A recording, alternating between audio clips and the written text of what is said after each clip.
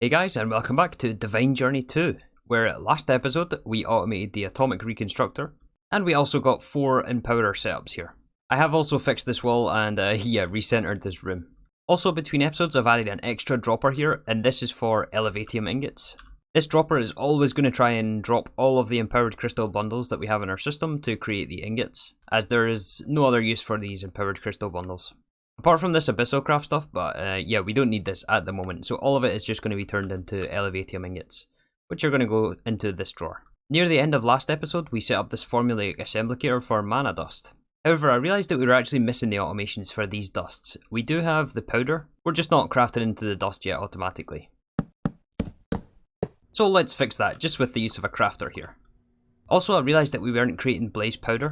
We need this as part of the pyrotheum craft. And we do farm blaze rods with our nether farm, so I've just added this formulaic assemblicator to craft down the blaze rods into powder. Also, so many of you guys last episode commented about this demon ingot setup. Let's fix it. Yeah, that's looking much better. And also, no more wasting gold like this. This is a very nice solution posted by Algate on my Discord server, so thank you by the way. So we've moved the interface to the bottom to supply the gold. We're still level limiting this with the same settings into the precision dropper. But if we test this out by throwing in some gold, this is going to drop the gold into the world, and this vacuum chest is filtered for both gold and demon ingots. So it will try to pull the gold, and then the gold will be pulled to the corner, where it does get a 100% chance of turning it into demon ingots. And then that is eventually picked up by the chest, and then put in this drawer for storage. To complete the automation for Mithril, we also have to automate Platinum, which we don't have automated yet.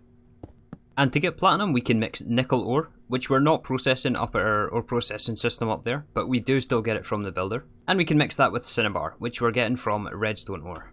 And this gives us a 100% chance output at Platinum, which we're going to output to the right hand side on the drawer. And the nickel output from this, we're just going to send back into the interface that the ore came from, and that will go up to the drawer up there for storage. We are also going to start a new line of machines over on this wall here. This is not quite going to be an ingot wall. Instead, we're going to use some compactors here. We will need to hook up a fresh P2P line here, so we're just going to place it off the main line on this branch. Plug in our interface, select the free P2P tunnel. We will also have to give these some gear working dies. Also some storage downgrades on the drawers, as these are going to be used for both aluminum gears and platinum gears. And this almost completes full passive automation of the empowered crystals.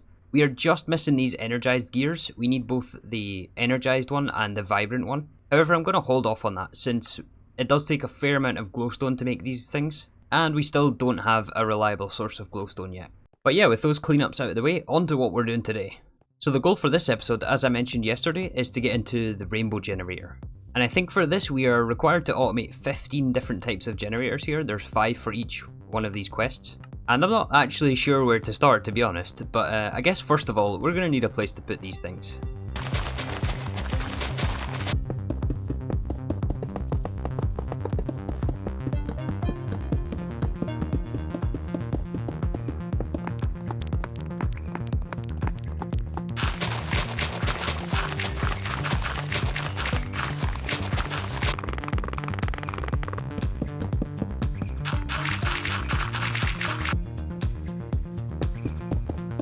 Alright, so we got a little area built out. This is where we're going to stick our 15 different types of generators down here. And the reason they're sunk into the floor so much is because some of them have some nasty effects. For example, when the Nether Star generator is running, we actually get a wither effect on this thing. To get these running, we have to actually craft them up first. So I've encoded the recipes for every single generator here, including the rainbow. And the rainbow generator takes 1 of each generator, right? So effectively we need to craft 2 of each. So let's go through the list and see if we can get them all. So it looks like we can get the explosive, we can get the death generator, we're missing some sun crystals and some osmiridium and quartz burnt for the next one. We should have some in this resonator here, I just batch crafted this. And some blocks of osmiridium. And some flax.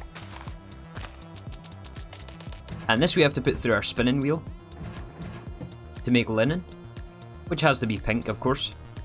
So now we can request our pink generator. Next up is the Overclocked, which looks like we have everything for this, so we will request this one. Next we need the Heated Redstone, which also looks like we've got all the materials for. And we can also request the Ender Generator. Oh, this takes the Death Generator, so we're going to have to craft a few more of these ones. To do that though, we're going to need a handful more lithium, which we have backlogged over here at our Mekanism setups. The next one we need is Magmatic, and then the Slimey Generator. Looks like we can also request our Disenchantment Generator, and the Culinary Generator. This is going quite smoothly actually. We only have 5 left to request, and I think the last one we can get right now is the Frosty Generator, which leaves the Nether Star, the Halitosis, and oh, I guess we can order the Furnace. So yeah, we're left with the Halitosis and the Nether Star Generator. For these things, we need Shulker Shells, and for the Nether Star, unsurprisingly, we need Nether Stars. Oh, and another Death Generator. The Shulker shouldn't be too hard to find here, we just have to find one of those end ships. Somewhere. Aha, there's one.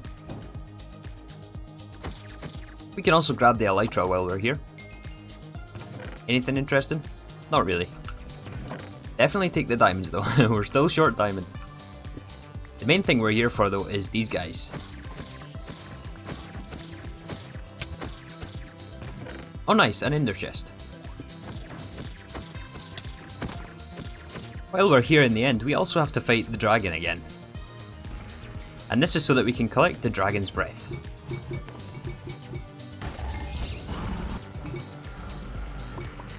Alright, so we're at about a stack and a half of dragon's breath. That should be plenty. Goodbye, dragon.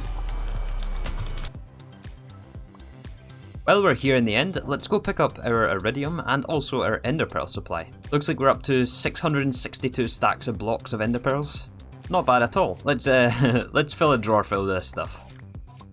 And we'll also take our couple of stacks of iridium and draconium that our laser has mined up here. And as I mentioned, we're also going to need some more nether stars. There's one. 2 nether stars.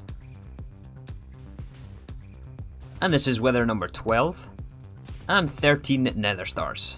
Which should now mean that we can request our last 2 generators, the Halitosis Generator and the Nether Star Generator. Actually, we're missing a few. We still need the Potion Generator, which requires some luck potions. And to make all of these generators, we need a fair amount of this enchanted ingots, as well as the sun crystals. So I've set up our Extra Utilities 2 enchanter here, just to create some of these enchanted ingots and things we need. So there is the Potion Generator. And I think now we've got all of them. Oh, there's actually 16 generators. Oh no. We may have to reconfigure that little room that I built over here. But yeah, our next quest is to craft the Rainbow Generator. However, this only works if you have all other 16 generators running at the same time. And there's some pretty unique items here that we have to automate. But I guess let's first of all start with the easy ones, like the Survival Generator. So I dug a little area out here for us to put all of our wiring, and I've also run an Applied Energistics connection over here. Let's start laying out how we want these generators to be. So most of them don't have any negative effects when they're running, such as the survival. So we can place these on the outside here. I think the worst ones, like the death generator, we'll put right in the middle so that we're furthest away when we're standing up on our platform up there. Oh yeah, that's right, we have we have 1 extra. I didn't account for this one. Yeah, let's do something like that instead. And I also crafted an extra pink generator, but we need this for the rainbow gen, which was still to craft anyway. Alright, so first of all, I think what we'll actually do is configure these machines to run only on a redstone signal. And this way we'll be able to not waste our input items for each of these things, as there's not much point in running these generators unless all 16 are running at the same time. So yeah, we'll have redstone on for all of them, and then we'll run some redstone conduit underneath. Wait, does this not connect? Oh, it does connect, you just have to configure with the crescent hammer here. Alright, so all of them have been hooked up and configured to redstone on, which we just have hooked up to this lever here. I'm going to move this eventually, it's just so that we can get this up and running. So now we have to supply items to all of these things. And to do that, we're going to use our Applied Energistics system. So we're going to use some interfaces, maybe here? Yeah, we'll do it in the 4 corners like this. And then we can run item conduits to insert, which will all connect to the ME interfaces. Alright, so now that everything is connected up, we can start with some of the easy ones, as I mentioned, like the survival generator. This thing will just burn coal, or I believe wood as well. So let's request the dark oak since we are farming this, and this is effectively a free item for us, if we were actually plugged in. Okay, we need to link the P2P. Alright, device online. Now we should be getting our dark oak. So it looks like the dark oak here burns for 2 minutes 30 seconds, which is going to be absolutely plenty. We only need this running for yeah, a couple of seconds at a time really. And again, our dark oak is basically free. So what we're going to do here is insert a filter here for dark oak logs. Insert on brown, and then extract from the interface here. and switch this back to redstone on. Alright, so the next one is the Frosty Generator. This thing can take ice, snowballs, packed ice, snow, or I guess the thin snow. But yeah, as you can see here, each of them burn for a varying amount of time here. It looks like the most bang for our buck is going to be ice. However, I don't actually think we are automating ice yet. No, I don't think we do. We do have snow automated though. But you know what? I think it's going to be worth automating this. So we'll add another glacial precipitator here for our ice. Want a hug? No thanks, angry zombie. Alright, we just have to get water into this thing. There should be a water supply here somewhere. If we can actually reach it. Check out this spaghetti here. Yeah, that should work. We just need some conduit facade for that little block there. But now we're making our ice. Hopefully this should be fast enough, but if not, we can always upgrade this machine. So now we can request ice in this interface here. And filter it into our Frosty Generator. Alright, well that's 2 down. Next one is the Ender Generator, which can burn Ender Pearls or Eyes of Ender. I wonder if it's worth switching to the Eyes of Ender instead. This does need an extra induction smelter step to convert our Ender Pearls into Eyes of Ender. But I think honestly we have so many Ender Pearls that we're just going to use the Ender Pearls. So we can just add a filter to this, same as the other one. Alright, that brings us on to the Overclocked Generator. And apparently I can't see the recipes for these things. I'm actually not sure what this thing burns. Let me go and check. Okay, according to the wiki, this is just an upgraded version of the Survival Generator. So it can burn basically any vanilla fuel. So I think that means that we can burn the dark oak wood. Or maybe not. Oh no, it was just so fast and it only produced us 300 RF. Maybe we want to pick a more dense fuel for this. Let's maybe try blocks of coal. I'm hoping that will burn a little bit longer. Not much longer. Is there any more dense fuel than this? Maybe lava buckets? Or blaze mesh? We could always do blaze mesh. Since this is a Botania item though, I don't know if the furnace will accept this one. Alright, here's what we're going to do. Since that overclocked generator burns every material so fast, instead of using wood, we're going to use the planks instead. Our farming station up here can farm wood pretty fast actually. We just have to make sure we don't block the outputs like this. So it looks like we do need a void upgrade on our mineral sapling drawer. So yeah, we'll stick the void upgrade in this drawer, and that way the output bus should always be full for it to produce wood for us. And then to make our planks, we could set up a crafter to craft them down. But instead it's way more efficient I think to use a sawmill instead. So we'll add our wood here to the last available slot in these interfaces. I think this is going to be the last machine on this wall here. We're going to have to set up a new wall somewhere, as we still have many more things to automate here. So this sawmill is actually going to give us 3 different outputs here. It's going to give us the dark oak planks, which is what we're after. Those are going to get output to the top and connect to this drawer network. And it also gives us sawdust, which I don't think that we're interested in. I don't know if there's much use for this thing. I mean, I guess we can turn it into charcoal. For the time being, I'm just going to put it in a drawer with a void upgrade on it. And this thing also outputs sap, which we may end up using later on for things like Phytogrow. I don't actually know if we need this though. It doesn't look like there's any unique recipes with the Phytogrow in this pack, so I think we're just going to avoid this sap. Alright, so now that we're getting planks infinitely basically, that is another generator taken care of. So we'll add that also to our interface here. The next generator is the furnace generator, and I think this is actually a worse version of the overclocked and the survival. So this again, I think we can just burn, we can just burn wood in this thing. So we'll filter this again for our dark oak planks. Alright, so that's already 1 row of generators done. Well, that was all the easy stuff, pretty much out of the way. The next one we're going to do is the Slimey Generator. So this actually takes slime and milk. So the slime we are farming at our farm here. I think it'll accept any slime. This is purple slime. Although I guess we do already get the green slime blocks. And the green slime blocks we have in a compacting drawer. So yeah, we have infinite slime. We do have to find a way of getting milk though, which is I think where these guys are going to come in. And to milk them, we're going to use the animal rancher from Industrial Foregoing. Alright, so this thing, I think we just have to give it buckets, and we can place it right here, behind our cow farm. Maybe. Oh, is it not going to let me place this? There we go. Okay, cows, go back where you belong. Alright, we will need the range add-on for this. Oh, and we're facing the wrong way as well. Oh, maybe this has to go 1 block lower though, since cows are only 1 block tall. Let's try it here, and then we'll move it to the other side if it doesn't work here. So we will have to give this power, which we have already for this animal feeder. Oh, this gives us the fluid, okay. Alright, so we somehow have to get it into the buckets. And I think the easiest way to do that is just to use the Ender IO tank. So I think we can give this thing buckets, which will supply from the ME system. We still have to actually run a connection over here. But then if we just hook up some... That's item conduit. We hook up some fluid conduit to this. yeah, this fills the tank with the milk, and then this outputs milk buckets, which is what we need for our generator. So we actually do have an Applied Energistics connection right here actually, so we can hook this up and give it an interface to supply the buckets. Actually, hold on, do we have to constantly supply this with buckets? Because if so, we're going to need to set up a crafter for iron plates and then to turn those into buckets. I'm curious if the generator will spit out an empty bucket here for us. Let's test that. Okay, running the Slimey Generator, we do get the empty bucket back. Okay, that's nice, that saves us some automation steps.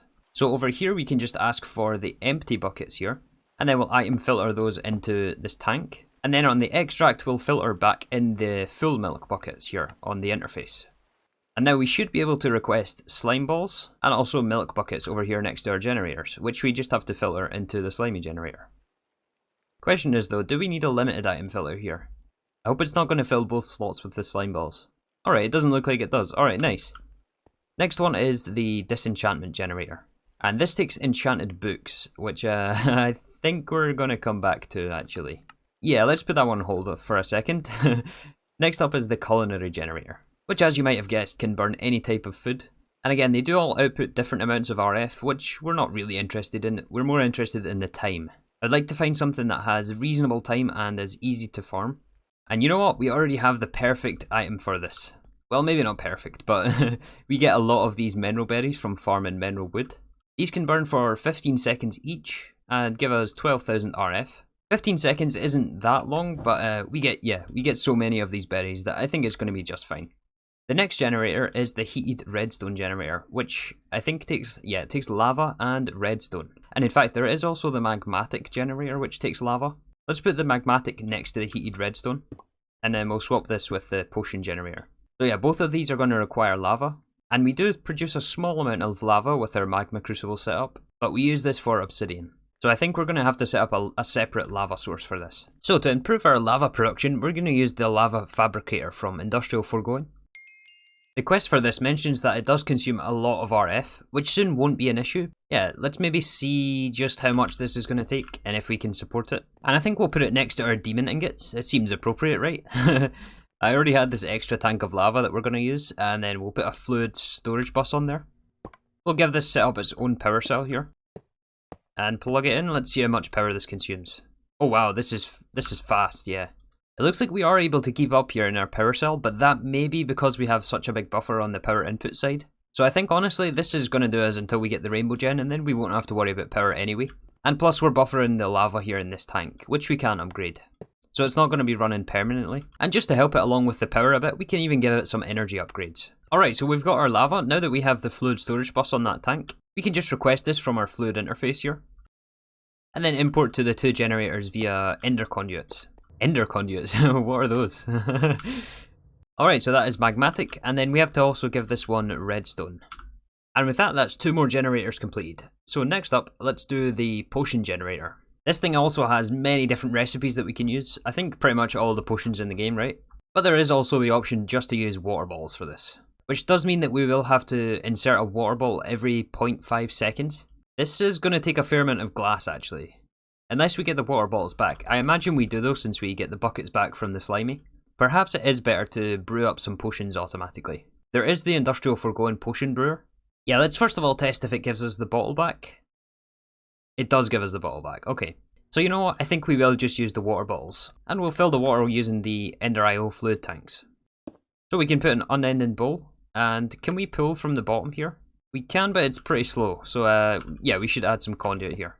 So I've set up a drawer here for the output, which has a storage bus connected to it. And since we get our glass bottles back, we can just initially load this up, I think, with a bunch of glass bottles, which we should have being auto-crafted right here. Yeah, we'll take a couple of stacks of these things. And here we can just put in the tank, and that should all go into this drawer, which we can then ask for over our generators over there. Does this look like one every half second? I'm not sure. We may need a second tank for this. This is one to keep an eye on for sure, but I think we'll leave it at this for now. But that means that we can add it to our filter on the interface here. And that is another generator off the list. We just have to remember to set the extract on this thing, which all the glass bottles are just going to go back into our ME system, I think. Alright, well we're making pretty decent progress here. We only have the pink generator, the nether star, death, explosive, halitosis. I think I was saying that wrong before. Halitosis generator. and the Disenchantment Generator. So yeah, let's circle back to this Disenchantment Generator. Alright, so what I wonder is going to be the best way to get enchanted books. There is the Ender IO enchanter, but I don't think this is automatable. This thing here. This does require a book and quilt input, which isn't really ideal. There is also this thing from Thermal Expansion. I'm not going to try and pronounce this. This only requires books and another input item to give us some sort of enchanted book. Although this does also require Essence of Knowledge. However, I think there may be something better that we can do here. And that is the fishing net from Actually Additions. This thing is a no power needed fisher. And I believe this shares the loot table with the vanilla fishing, which can give you enchanted books. So this is basically going to be free books for us. I'm just hoping it's going to be fast enough though. So it looks like we are just missing some empowered emeradic. But we have this automated now, which is amazing. Alright, so there is our fishing net. Let's try this out. It's already been about a minute and 30 and there's still no fish. This isn't filling me with much hope here. However, as long as it isn't too much longer, I mean there is some books here that last for like 10 minutes. Those are the more expensive ones though, but there is also a few that just last like 9 seconds, like Decay 1. So according to the wiki, this thing can take between 12 and 18 minutes to produce an item. And even at that rate, it's not always going to be an enchanted book, so I don't think we can rely on this thing. Let's leave this here as a little experiment, and we'll come back to this generator again. Let's move on to the next one, which is going to be the Death Generator. And this thing will actually kill you 100% of the time. I don't think it matters which armor you have on. So this thing we definitely want to make sure we have the redstone enabled. But this will burn rotten flesh, bones, bone blocks, or wither skeleton skulls. And actually all of these things we are farming. So I think we will just input bones into this. Something not quite as trivial though is the explosive generator. And this thing takes... oh, we can burn gunpowder in this. I thought this was only TNT. Maybe it's worth setting up TNT automation though. Oh man, there's even TNT singularities. Well, I guess that means that we should probably look at setting up TNT automation, as this is going to allow us to backlog TNT for later on. So to make TNT we need redstone, we have this. Gunpowder barrels... we need gunpowder, industrial hemp, and treated wood. We don't currently have our treated wood automated yet, and we're also not growing hemp yet. I think we were growing this to begin with, but I did take it out. So let's reintroduce hemp seeds into our farming station here. And I think I already kept the drawers below. Yeah, we still have the drawers here for the industrial hemp. Alright, so we do also need treated wood, which involves creosote oil. Now that we have a little bit more tech involved, I seem to remember another way to get this creosote. Yeah, with the pyrolytic conversion. Yeah, this conversion kit doesn't look too bad actually. Which we then have to put into the redstone furnace, and then we can burn actually a handful of different things here. Alright, so for this setup, we're going to have two machines here. The first one is going to be the redstone furnace, and that's going to output the creosote oil into the fluid transposer. We will give it the pyrolytic conversion. And in the furnace, I was just going to burn hay actually, to turn into charcoal, but since we need coal coke for things like HOP graphite, I think instead we'll input coal into this. So we'll need an interface for the inputs. Give it some power. Oh boy, this machine is slow. But we're going to output the contents above to a drawer. And we'll also need, I guess, another one for the fluid transposer, which we are going to filter for dark oak planks. And this is much easier than using immersive engineering for this. And now that we have 3 drawers like this, we'll have to swap out, I think, this storage bus, and instead we'll use a drawer controller, which we can just put right here actually. Alright, so for TNT, we are already getting the treated wood now, and also the gunpowder and industrial hemp. So now we just need a couple of crafters to make our fire charges, and then the last TNT step. I think we can actually get away with just the one crafter, which I've taken up to tier 3 to give us enough crafting slots here. We're just missing one more recipe for the wooden barrel, which we're going to set to internal, and this will keep all of the outputs in the internal slot of this crafter. And I have internal selected for all of the last 4 of these crafts, except for the TNT, which will go into the external slot here. So I think if we enable this, it should just craft TNT for us. Actually, that's going to craft way too many fire charges. We should, yeah, we should block these slots here. Yeah, there we go. Now we're getting TNT, which we can output to a drawer above. And I think we will put the storage downgrade on this. And this should all connect to this drawer network here. And now we have TNT automated, along with the coal coke and also treated wood. I wonder, do we have a fish yet? We have 2 fishes. No enchanted books though, okay. Alright, so I think this just leaves the pink generator, the nether star generator, which I don't think we can actually automate yet. We could maybe auto farm the wither, but I think actually I'm just gonna kill a bunch of them to get some nether stars, as these last for, Yeah, these nether stars last 2 minutes in the generator, so if we have like, I don't know, half a stack of nether stars, that's going to be absolutely plenty for this thing. And same with the halitosis generator, every dragon's breath lasts 10 minutes, so it's even better than the nether stars. And we picked up half a stack today. So yeah, that just leaves this disenchantment generator and also the pink generator. So let's actually tackle this pink generator right now. This can take any sort of pink item, including pink slime, but we are kind of low on this, so I'd rather not use the pink slime, and it only lasts for 0.5 seconds, so I think the best thing for this is to do stained glass panes, so we will have to find a way of automating pink dye though. And I think automating pink dye is going to be quite tricky before we can get access to agricraft and mystical agriculture, so we can do dye essence eventually. But for now, I think we're just going to hand farm these peonies here to give us pink dye. And yeah, we get 2 dye for every plant, and then we get way more glass panes for every piece of dye. So I'm going to get a couple of stacks of this stuff. Yeah, 2700 glass panes at 0.5 seconds each. So we can add it into our filters and in the generators. And I guess we'll also add the dragon's breath for our halitosis generator. So I think that means we're almost ready to rock and roll with this setup. As for this disenchantment generator, we have a ton of enchanted books here that I think I'm just going to fill manually for the time being. If you guys have any suggestions on the way we can automate these books, or which the best ones to use is, leave it in the comments. So of course we still have to craft the rainbow generator, which I think I'll get between episodes. It just involves crafting one of each extra generator. However, once we have that, we do need a way to output all of this power. And our ender energy conduits are going to be nowhere near enough transfer limit on this thing. So I think our only option is to use the induction provider from Mekanism. However, as you can see, this takes 4 elite induction providers, and in fact I think we may even need 2 of these things to fully utilise the power from the rainbow gen. And yeah, this is some very, very heavily nested crafting, and all the way at the bottom is Osgloglas, and I've seen a number floating around that we need, I think, 2000 Osgloglas, something around that area, and we have 200 Osgloglas, which is yeah, this is nowhere near enough. As I'm sure you're probably aware by now, the Osgloglas recipe requires refined obsidian, which requires diamonds. We also need a decent amount of glowstone, which I mentioned earlier, and we currently don't have a reliable source of glowstone. So I think our solution here is actually to move our builder from the deep dark. And instead we're going to place it over here in the nether. And this quarry, I think we're just going to whitelist for both nether diamonds and also glowstone. This should make it much quicker at mining this stuff specifically, as we still don't have the power to run this thing. So yeah, I believe this only consumes power on the blocks that it mines. So we can replace this blacklist filter, which we'll keep for when we put it back in the deep dark. So now I think we should just have to plug this thing in, which I have limited with this energy cell to limit the amount of power that this thing uses.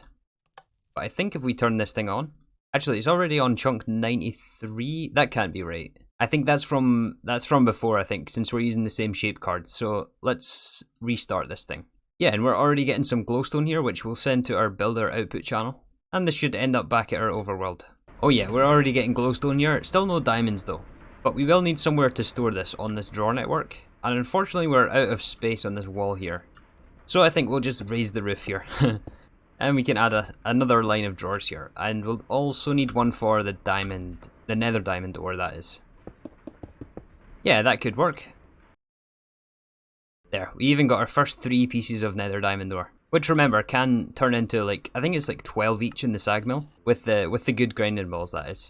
But yeah, with that, I think we're also running a bit long today. Actually, I got a bit carried away with this. I'm having so much fun automating these things. But I believe we have every single one at least partially automated. Between episodes, I'll farm up a bunch more nether stars. I guess I'll also try and make a start on this induction matrix, which is what this space is for. But either way, we have a lot of materials to try and gather. So yeah, it's been a fun one today. If you have any suggestions on how we can improve the automations that we set up, just leave it in the comments. But that's going to do us for today. Thank you all for watching, and I'll see you all tomorrow for some more Divine Journey 2.